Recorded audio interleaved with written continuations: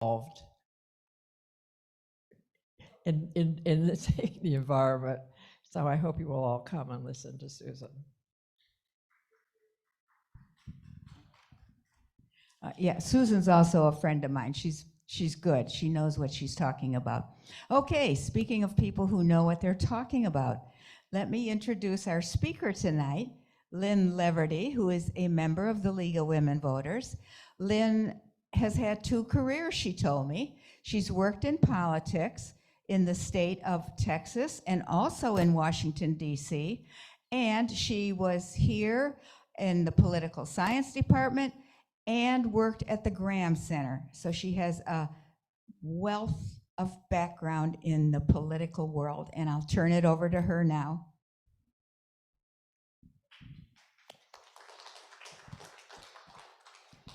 Good evening. I'm so glad to be here. I will try very hard to keep the microphone up to my mouth. I have a tendency to wave my arms. And so if it goes off at one point, I apologize. I'm one of those speakers that waves arms and all kinds of things like that. When I was asked to come here tonight, one of the things that I thought I wanted to talk about was how can we get better candidates? Because I don't know about you, but I find myself more often than not voting for the least objectionable rather than the person I'm really excited about. And over the years, and I've worked in Washington, as I said, and I've worked in the state of Texas. I'm a native Texan, but I haven't been there since 1994, so I can claim Florida now. It often is not, and I've worked with, by the way, I have also been bipartisan. I have worked for both Republicans and Democrats in the years when that was possible, which tells you how long ago I actually was able to do that. We need better candidates, and it's hard to do. It's hard for people now to run for office. I appreciate that. I would never want to do it. So I thought I would I would use that as a topic tonight, and we'll see which way the clicker goes because I'm not familiar with this one. Okay, so one of the things that really I thought about was the Pew Research Center, which does some of the best research in the United States, came out with a report in the middle of September. And what they found was about 4% of people are really excited about political system at the moment. I don't know where they found the 4%. I don't know. Those people may have just not been paying attention. I think after last week, we may have had that at about 0%, or maybe nobody's paying attention at all. But that is a low. That is very low to have 4% of people. But what is more scary is that 23% of people, and I promise I will not deluge you with data all day, but I thought this was important, really don't see that it's going to get better. That's scary because we are an optimistic country. People in the United States tend to think things are going to get better. The pandemic kind of dampened that, obviously, but generally we think things are going to get better. And the fact that 63% of the people don't think our political system is going to get better is scary, because what happens when people don't think things are going to get better? They give up. They don't try to make it better. They don't try to participate. They don't do what you're doing, which is join the League of Women Voters or get out and try to get their neighbors to do things or that kind of thing. So that one's scary. 28% don't like any of both political parties. Now that means they're generally going to be independents. And that's what's happening in Florida right now. We're about a third, and a third. A third Republicans, a third Democrats, and a third independents. And that third independents will make a difference later on when I talk about it. And that means that they're to some extent disenfranchised as independents. 63% don't like either presidential candidate. And that assumes at this point probably that they're talking about Trump and Biden, or they may be talking about the 8 people up on the stage for the Republican debates. I don't know, but they don't like any of them. And that's kind of not so great. And 85% think there's too much money in politics. And of course, that's the first thing most people say when you ask them about politics is what don't you like? And they say there's too much money in it. And there's always been too much money in it.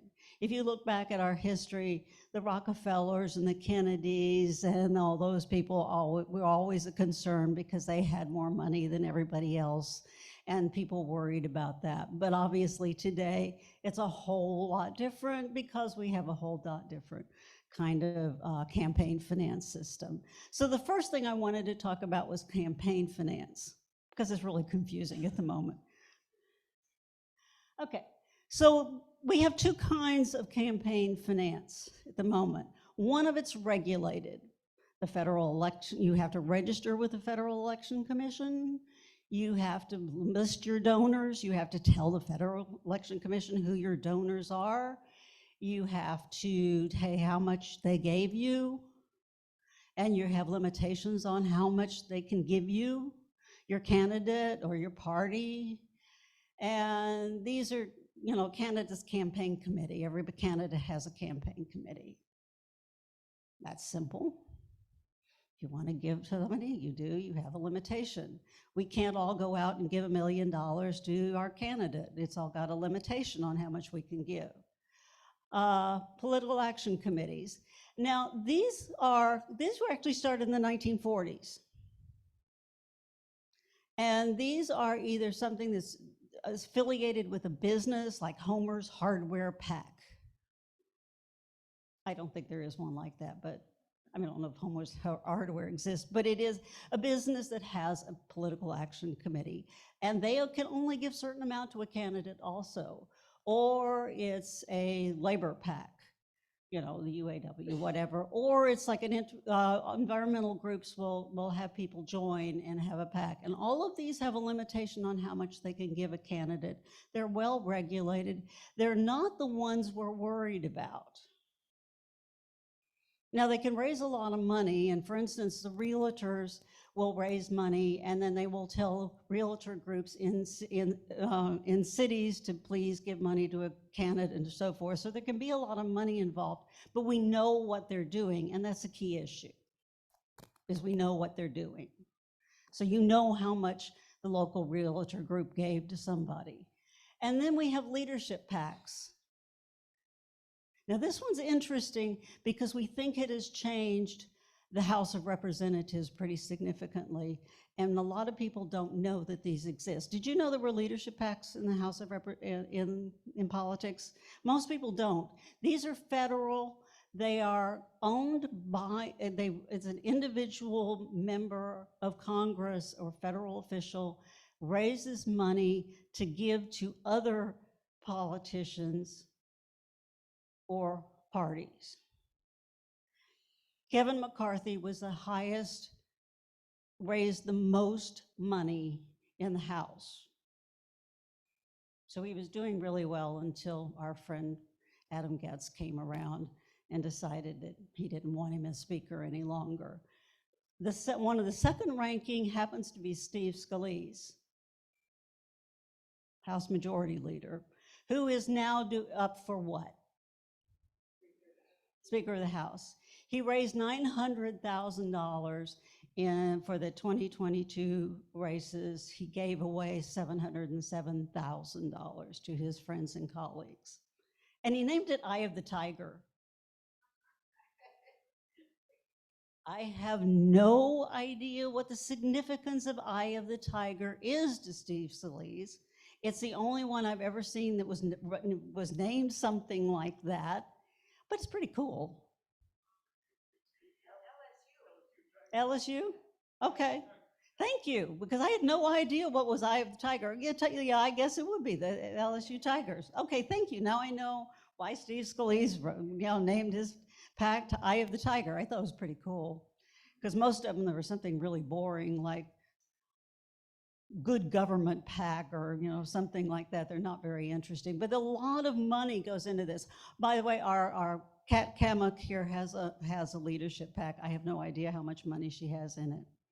Normally, it's the higher-ranked members of Congress that raise the most money, and they give it to other individuals to help them get higher, basically to be able to get leadership positions in Congress. There's been very little work done on leadership PACs. This is the amount of money in them is something that the FEC only recently broke out these PACs in terms of being able to look at them, and there hasn't been a whole lot of research done on them, but so obviously they're very significant. Okay, now we have the group we need to worry about. Self-finance. You can use as much money as you want, of your money as you want to run for office. Voters don't like this. It really rubs people the wrong way to have a lot of self-financing going on. It speaks to sort of the elitism of having more money than other people. But there's a lot more of it going on than people will actually admit, because what they will say is, we're loaning our campaign money and we'll get paid back later.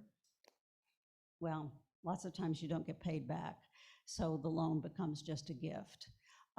You can loan as much as you want. There's no limit on it. You do have to report it to the FEC, but there's no limit on that. The super PACs, these are the ones that people are the most concerned about, and rightly so. These are the ones that the Supreme Court lost their minds in 2010. We still don't understand what in the world the Supreme Court was thinking about in 2010. They said the corporations, basically they said the corporations were kind of like people, and money was sort of like, money was free speech. Don't know what they're doing. And said that these PACs could raise as much money as they wanted to, and they could donate whatever. They just cannot be connected to a party or a candidate.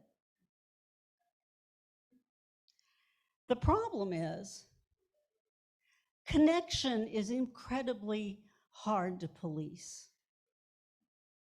For instance, Ron DeSantis a few weeks ago said, ooh, I need $15 million to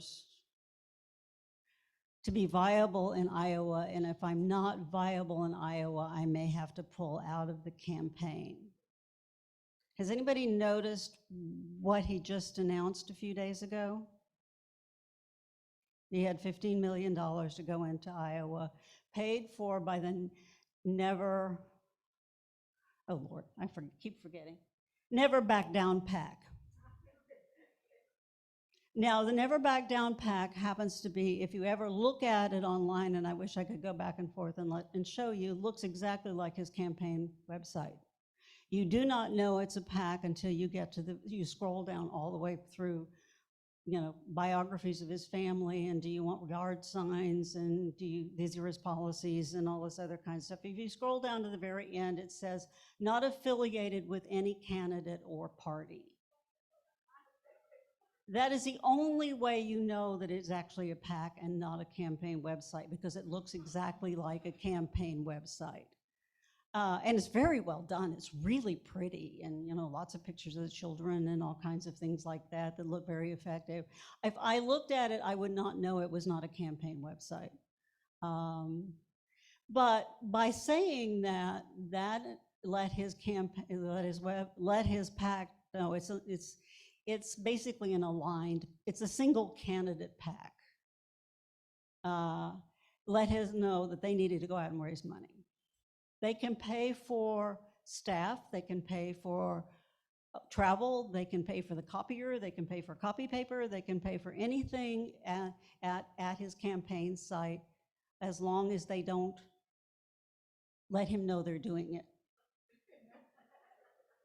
Now, I know you probably noticed that there's a copier there or whatever, but as long as they do not talk, they can pay for all of that. So the not allowed to be connected is very, very difficult. and IRS is supposed to be the body that polices this, but the IRS is very downstaffed, and the last thing they're going to do is try to figure out connections between these. They don't have the people to do it, and it's almost impossible. There are many instances, for instance, that, Fred is head of the campaign committee, personal campaign committee, and he goes to lunch with friends and says, oh, we need some more money. Nobody can police that. So these are the guys that we're really worried about. They have to list everything, they have to say, they have to list, but we can't really track how much they communicate. And that's the key issue. And that's where so much of the money comes. Last campaign time, we had pop-up packs, very alliterative, which actually appeared the last 2 weeks of the 2022 campaign. The thing there was nobody could, by the time the election was over, by the time by the time the reporting came, it was way after the election. So these are the problem. The other ones are 504c4. Flip them. These are the dark money. Doesn't that sound very, very, sort of? These are nonprofit organizations, social welfare organizations, and they can use 49.9% of their money in unreported donations.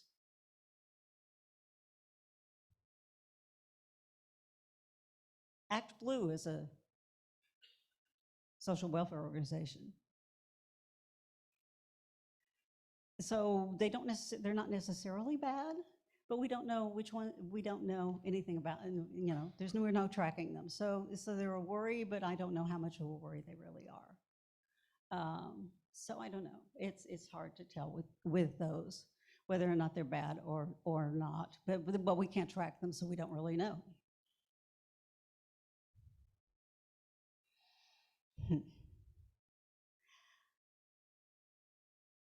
I'm trying to think of whether I skip gerrymandering or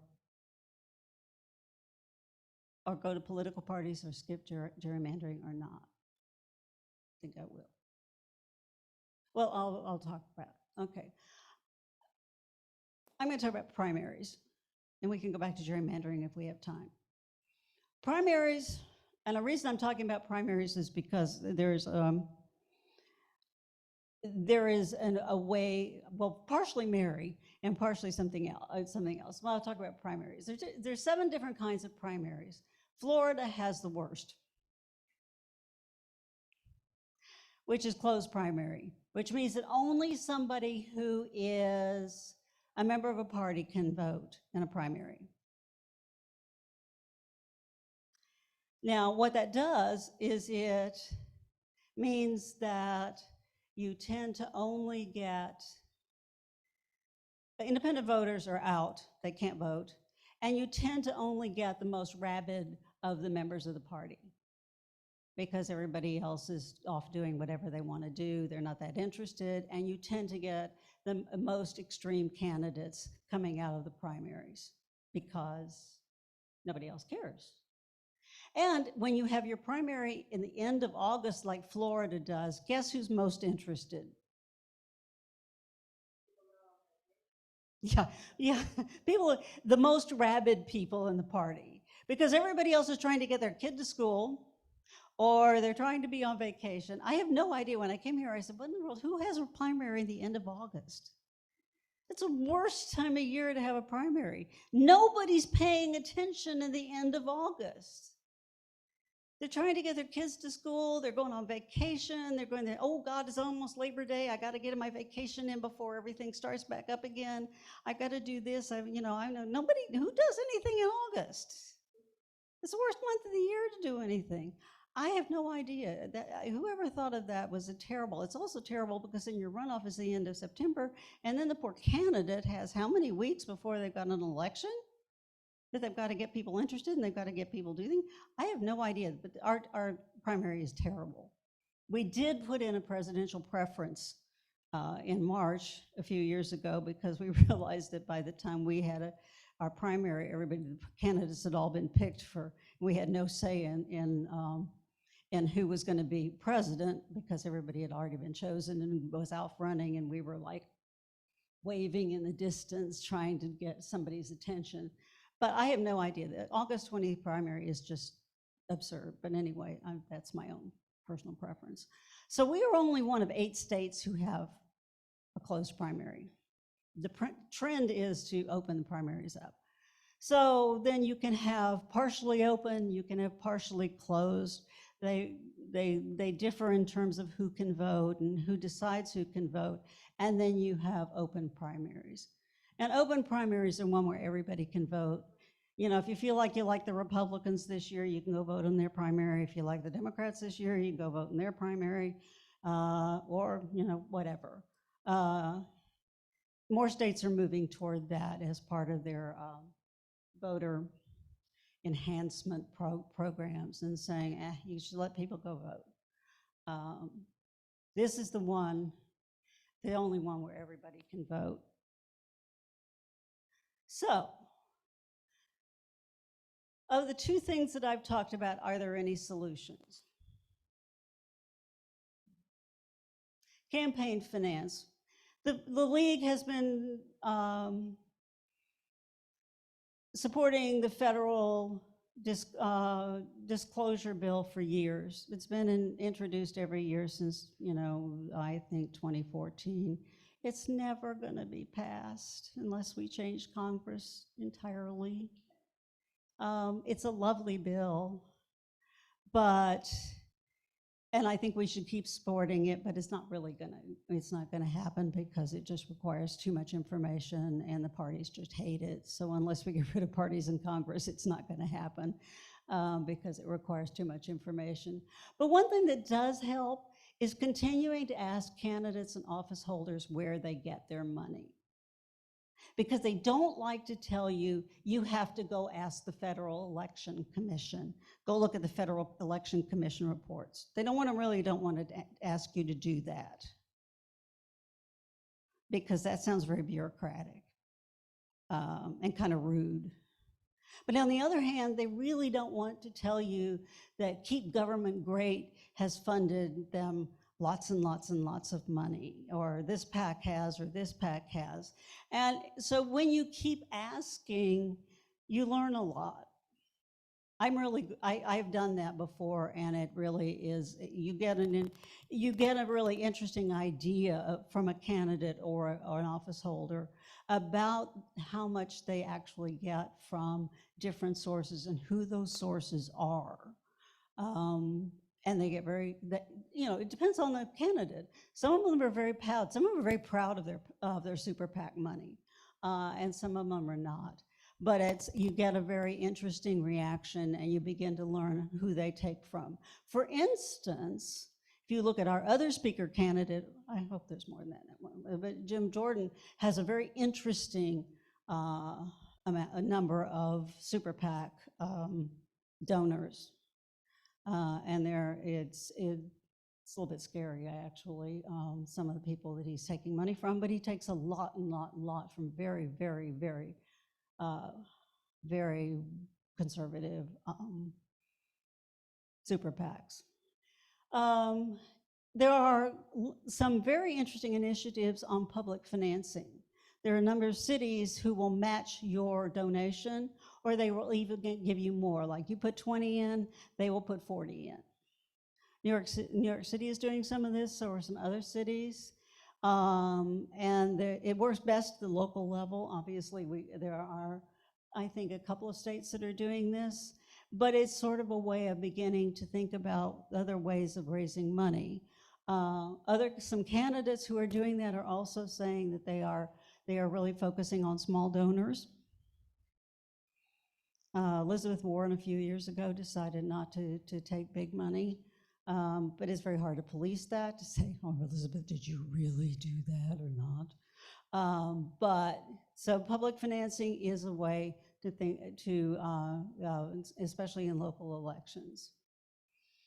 Now, primaries, again, pushing for open primaries is important because it enfranchises everybody at the primary level. This is for Mary. Ranked choice voting is another option. Mary likes ranked choice, which has been used effectively in Alaska. We don't have Sarah Palin in Congress because of ranked choice voting in Alaska. We did not get her back again. I do have a funny story about Sarah Palin. When Senator McCain and Sarah Palin were running for office, the international media was fascinated with Sarah Palin. I don't know why, but they were fascinated in her clothes. The Republican Party made a huge mistake when Sarah Palin was running. They went out and bought her a whole bunch of clothes, and they publicized the fact that they had bought Sarah Palin and her family a lot of clothes. I don't know why. And I did press for the, I was one of the people that did press for, answer press calls for the university when they were running. And I taught women in politics, so of course, obviously, I knew all about Sarah Palin's clothes. And I got calls like from Singapore about what were naughty monkey shoes. And I'm madly typing as I'm talking to this person from Singapore. And luckily, I had a student in the class who had a cell phone with her, of course, because, of course, you can't go anywhere without a cell phone. She said, Dr. Liberty, I'll do it, I'll do it. I'm going, good, because I have no idea what naughty monkey shoes are. It sounds really weird to me, but, and it turned out they were shoes bought in LA that were made for teenagers. Well, of course, a guy from, from Singapore said, well, why is she wearing teenage shoes? Is there some reason for that? Did they supposed to make her younger? I'm thinking, why am I talking to somebody from Singapore about naughty monkey shoes? But anyway, I answered an enormous number of calls about Sarah Palin's clothes and makeup and all that. It was very interesting. Much more than what Sarah Palin believed in or cared about or thought was important or anything else. So anyway, but we don't have Sarah Palin because of ranked choice voting, so I'll get back to what I should be talking about. And in this, you vote for you rank order all the candidates, and then you get the first one, and then you keep voting on the first one and the first one until somebody gets 51% of the votes.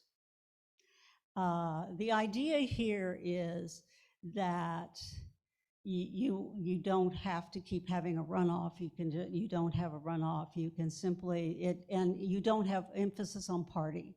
It breaks the party control. In other words, the parties don't matter at this point. It's simply who thinks is the best candidate. And you may get more diverse candidates. You don't have to have a runoff. The downside is it may be too complicated for voters, although they did it in Maine and Alaska, so I think we can probably figure that people can do this. But the one downside that might be important is that it may decrease the importance of policy issues. And I don't know why debates are such an issue. The problem in Florida is Governor DeSantis had a bill passed in 2022 that made ranked choice voting illegal in Florida. So unless we get that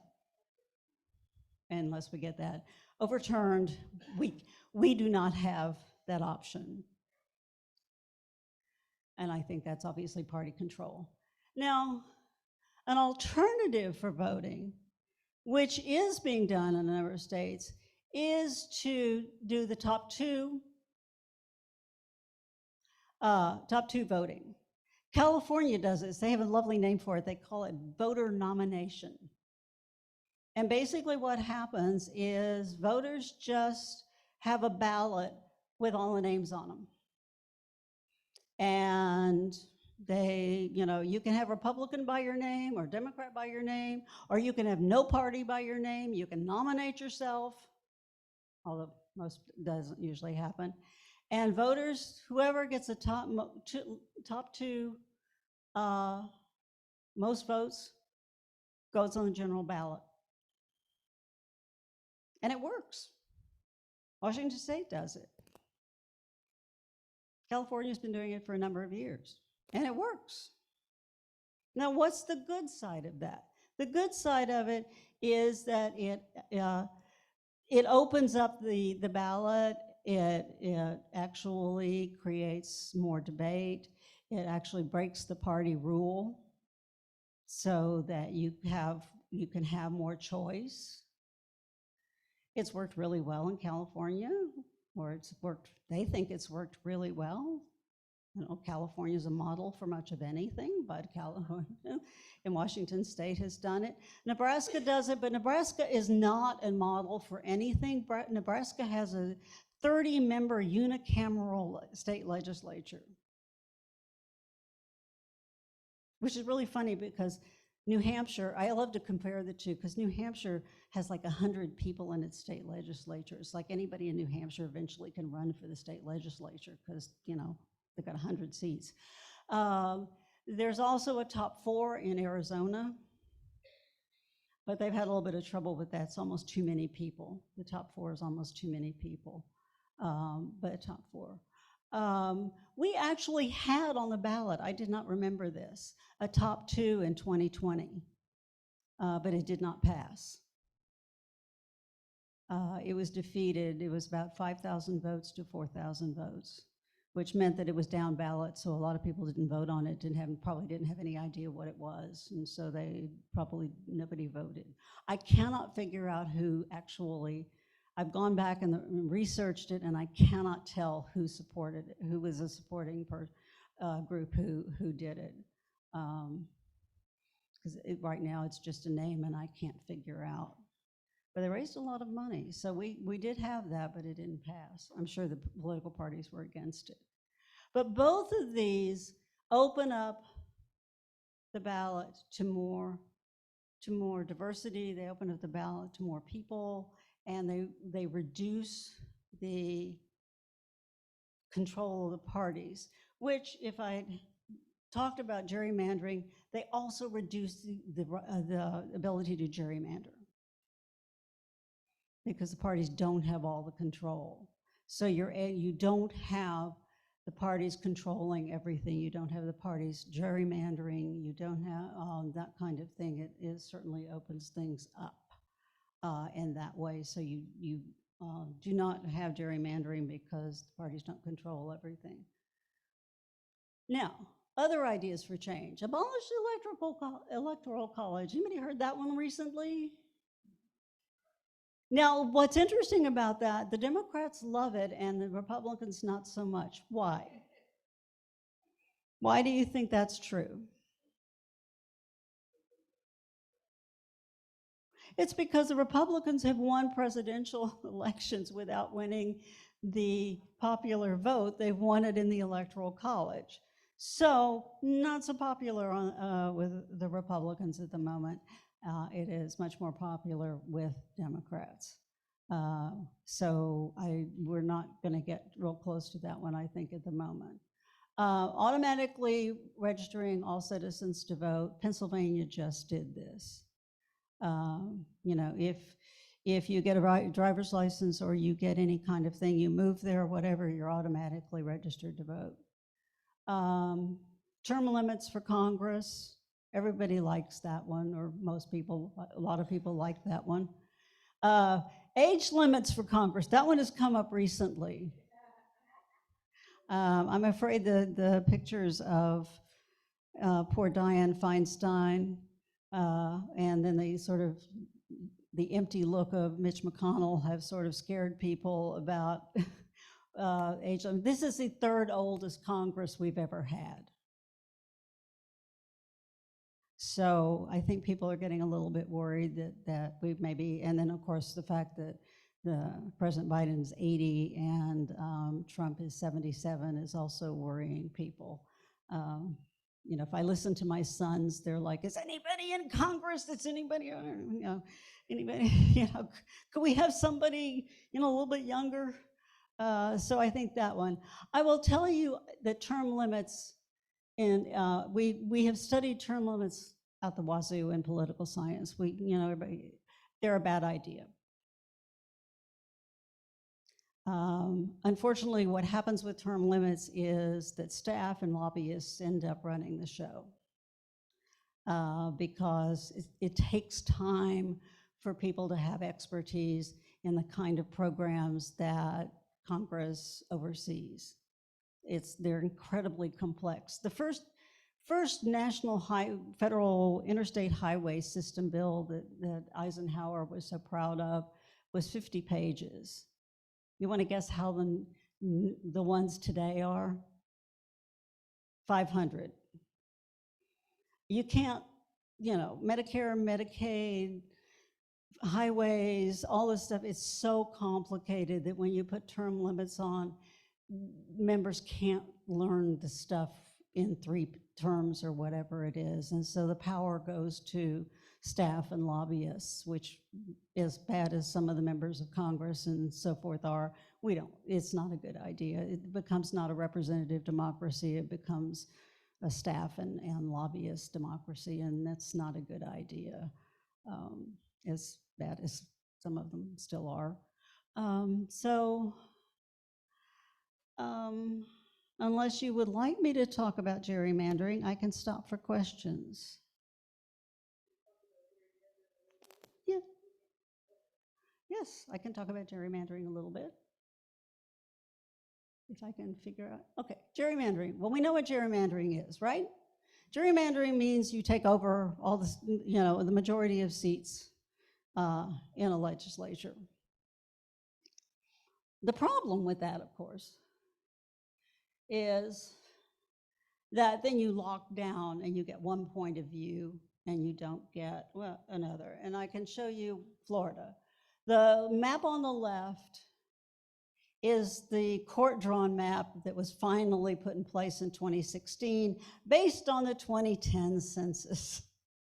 Took us a few years in that case. The orange of various shades is Republican.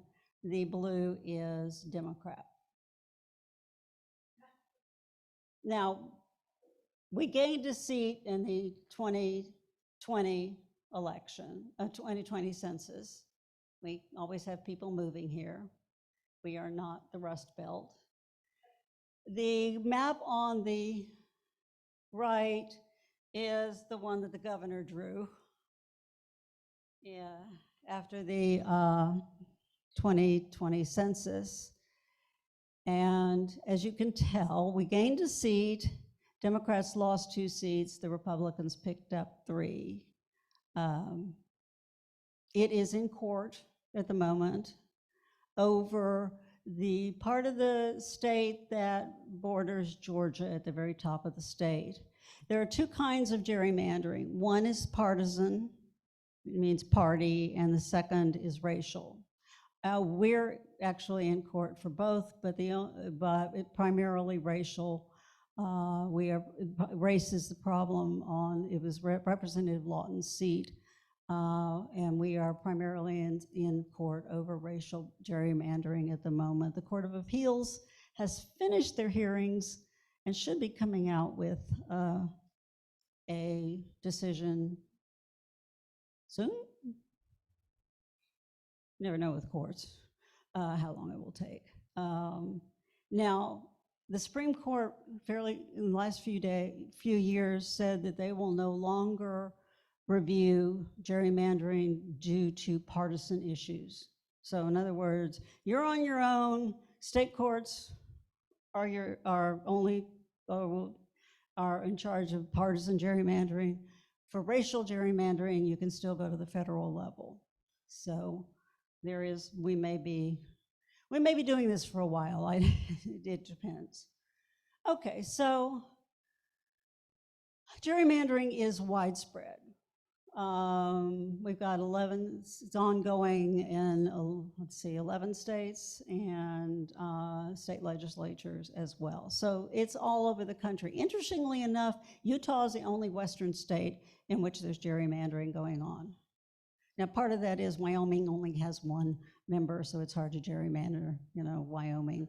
But certainly California and so forth. But because of California's, as I told you, because of California has that top two, they're not going to end up being gerrymandered because they've broken the party system. So, as does Washington. So they're not going to end up in court over gerrymandering because they've broken the party system there.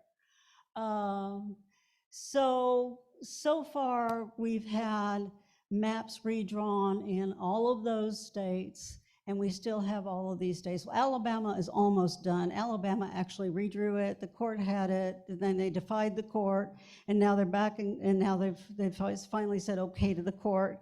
It's been a very interesting drama in Alabama about their one seat.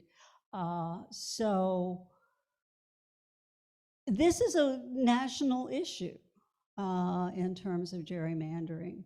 And one of the reasons why I put in the primaries part of that, of breaking some of the rule of the parties, is because gerrymandering every time we have a census, it can be anywhere from 2 to 6 years before the seats actually get drawn in a legal way in many states. And then, of course, if it's 6 years, you only have 2 years, and then you're back at, 4 years, and then you're back at it with another census. The other problem is that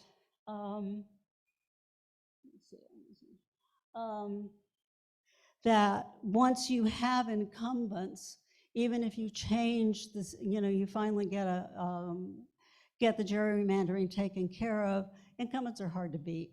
Once you get there, once you get your self in a seat, it's very hard to change it, even if the lines change.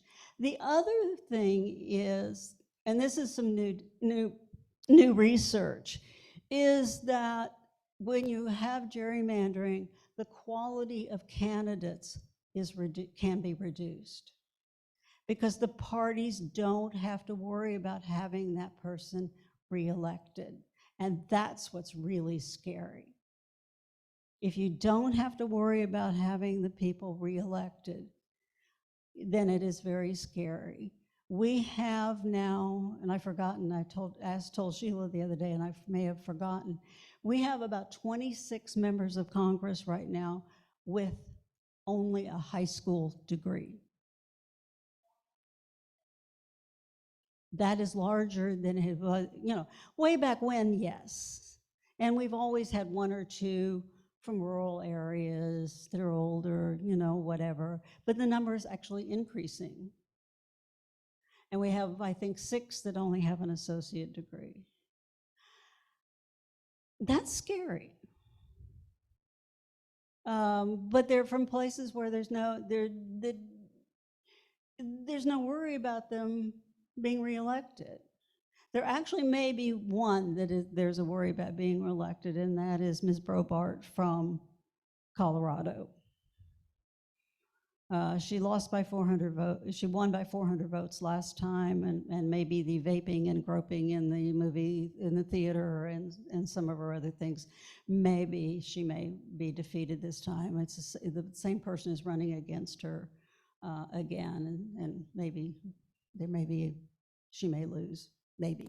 So gerrymandering does have consequences beyond simply locking down a legislature and having less debate and less discussion. It also has long-term consequences in terms of who's in office and what happens to them. So that's gerrymandering. Yes, ma'am.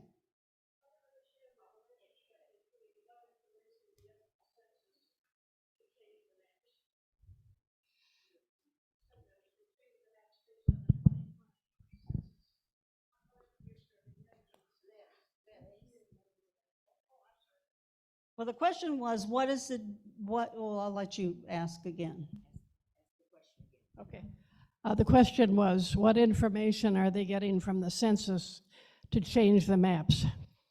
Well, Well, in Florida this time, of course, we have more people, so we get another seat, which means you have to change everything because the district, theoretically, if we were in a perfect world, districts are supposed to be contiguous and compact. No, that doesn't happen. But districts are supposed, we try to draw districts that make sense, and that doesn't really often happen either if you look at them. But they have to be redrawn because populations change. People move. We get more people, we get less people. If you're in the Rust Belt, you're losing people, so you have to redraw to make the districts bigger because people leave. If you're Florida, we get more people, and people move, We'll have to see what happens to the hurricane areas in this state. People may move off the coast, so districts may change because the people have left, and so we have to make those areas bigger, and they move to inland, and so districts may become smaller. It's just population movement. Other questions? Well,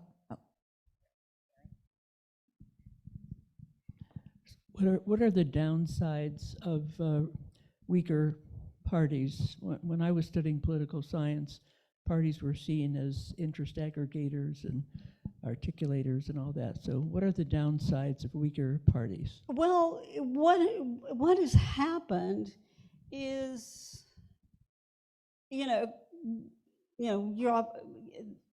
that parties have instead well, let's take Florida. We have a supermajority, which means that the only thing that gets through the legislature is a Republican policy. There's no hope for anybody to get for the Democrats to get anything through. You look right now at the House of Representatives. They have a four-vote majority in the House. And so everything is horse trading, and, can we work with each other? Can we not? Back in the day when the parties worked with each other, it was fine. But we've gotten in a different place today, and it's not working. So the idea is that we need to look at a different model.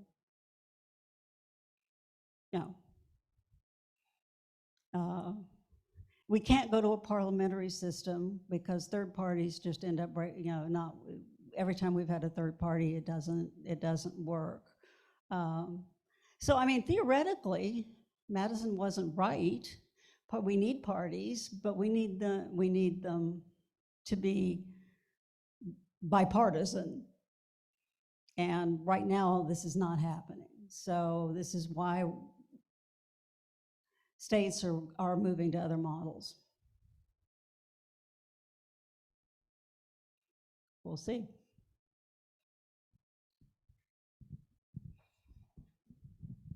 Well, I think, Lynn, in your presentation, there's not much room for optimism in Florida. Am I right? I don't see a whole lot in the short run. It's a little, I mean, it depends on who you are, I think.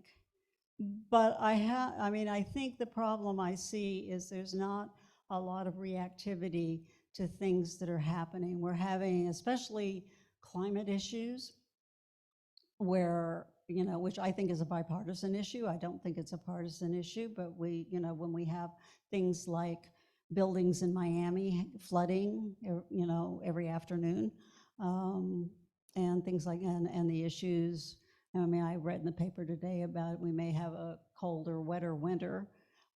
We need to be looking at these things. So, yeah, I think any state that has a supermajority in the legislature has problems because there you don't get the horse trading.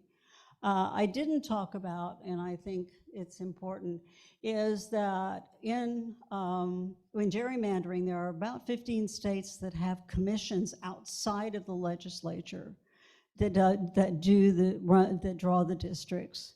And I think those are the right way to go, because one of the things that happens to redistricting when you have it inside the legislature is it gets subject to horse trading. Like, I'll vote for your bill if you take this town out of my district, which is not the way to do to do redistricting. Yes, or you'll take this out of my district and I'll vote for your thing, or this sort of stuff. And that's a terrible idea. I think one of the things that would be really great if we could get redistricting out of the legislature would be a very good idea. They can be politician-based or they can be citizen-based. And both of those work, actually, if you just get it out of the legislature and have it done outside, just because you don't want it mixed up in horse trading. But I don't think we're going to get that done right now. When we have a supermajority, it's just a problem. I think this is just the problem, because there's no,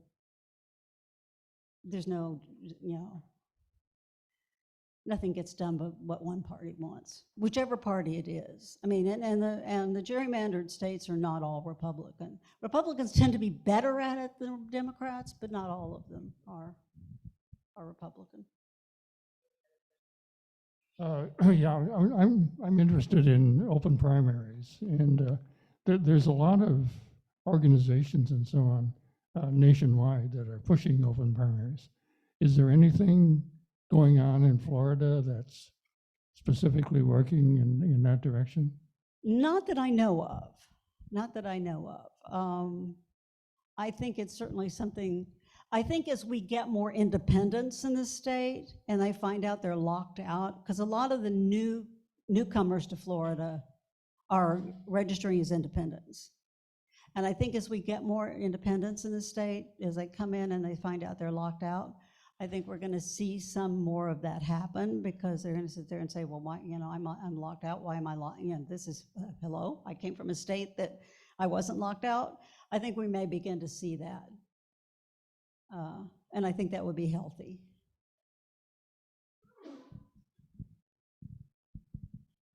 Along those lines, what you said earlier about open, I don't know much about it, and I would like to know if you are in a state with open primaries. Do you vote in both? Do you choose which? You choose.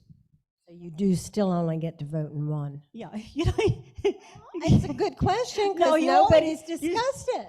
No, I thought it was open and you can vote in both. No, you only get to vote in one. You just get to choose which one you vote in. Yeah. Yeah. No, you only get one. Any other questions? I have to go all the way over there.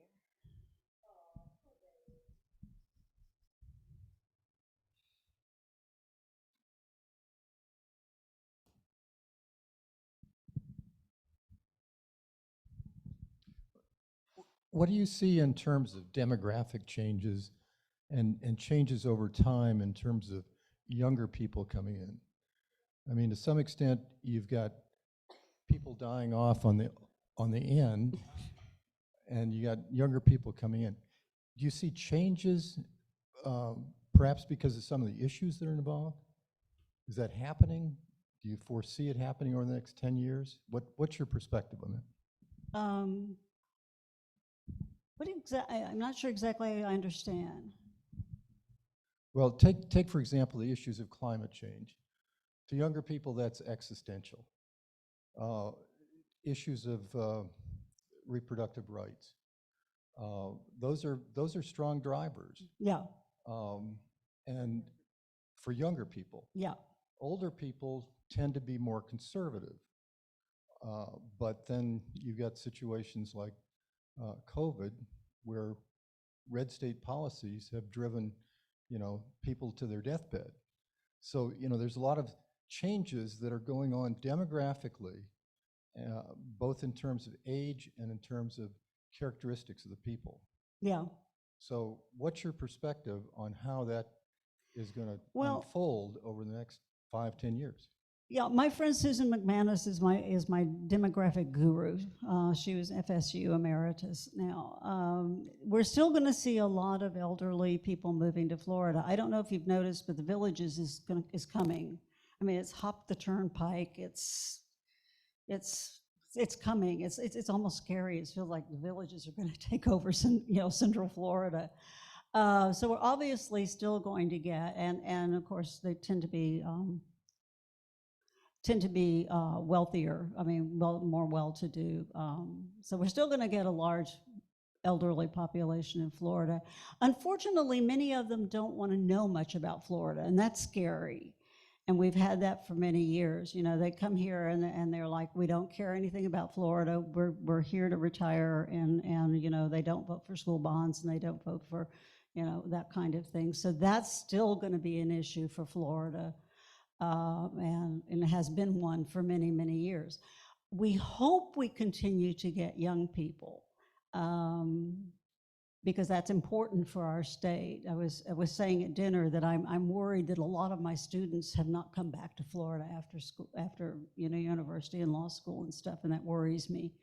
We're going to get an increasingly diverse state in terms of minorities, because a lot of people like it's a good state to come to, and they know we have a large Hispanic population, which is going to increasingly be diverse, not just Cuban, but not just Puerto Rican, but we're going to get a much more diverse Hispanic population, some of which is going to be liberal and some of which is going to be conservative, so Florida's been a bellwether for the United States for a long time in terms of what we do. My friend Susan will tell you that she thinks we're going to become a little bit more liberal. I'm not sure. But I trust Susan because she's better at demographics than I am. But we're going to become, but because we are also an international state, I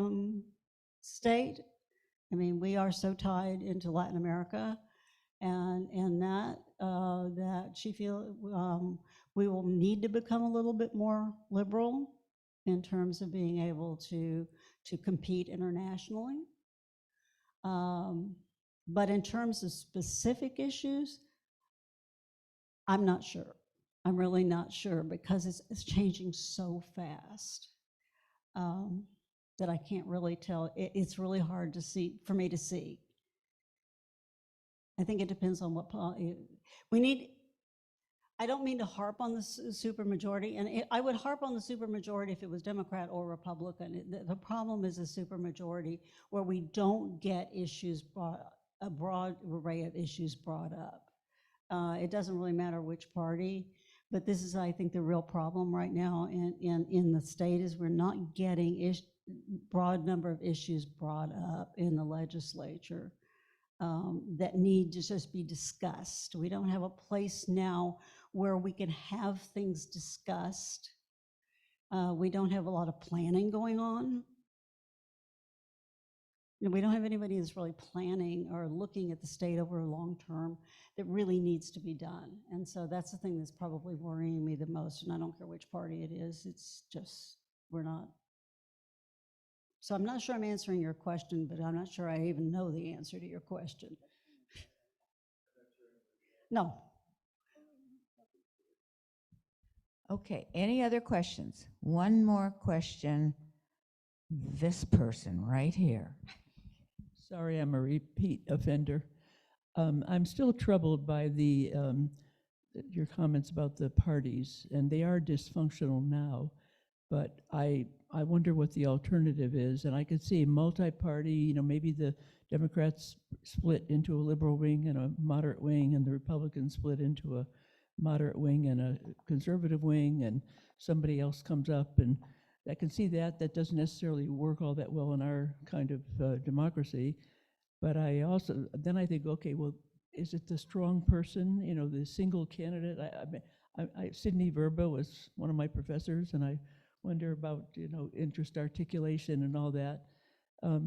And what happens to lobbyist groups? How stronger do they get in a Oh. weak party situation, or if the strong man, if the individual, because you're 2 people going to the top or 4 people going to the top.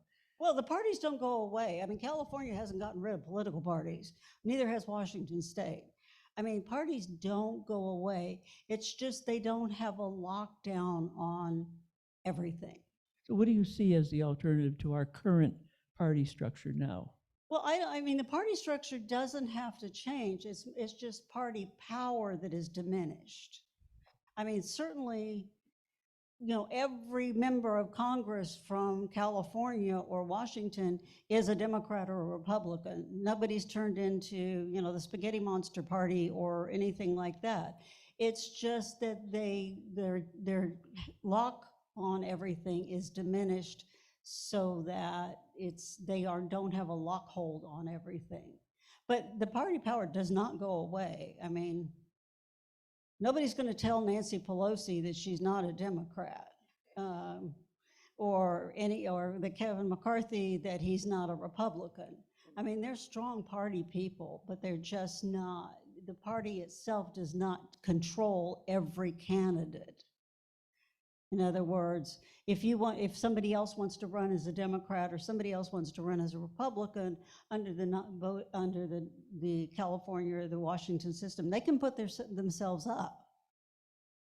The party does not have sole control over who does. And it Okay. worked. Improvement coming. No, I mean, it's not. It's more opens up the parties than it does get rid of them. It simply opens them up so that, you know, no, nobody's going to run against Nancy Pelosi, but Yeah. okay. Okay, I'm following up on what Mary said. The answer is the open primary. There's only one primary, and people can enter as a Democrat or a Republican or not affiliated with the party. And it's quite possible that you know, one or more of those who go to the general election are not affiliated with the party. That's a big advantage of the open primary. Okay, before everyone leaves, let's give Lynn a big hand. Thank you so much, Lynn, for enlightening all of us.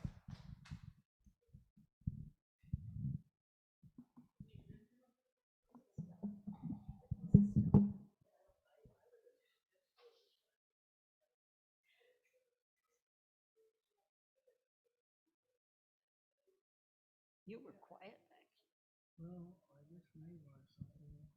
What? I just realized I could have done something, but I was scared to mess with it.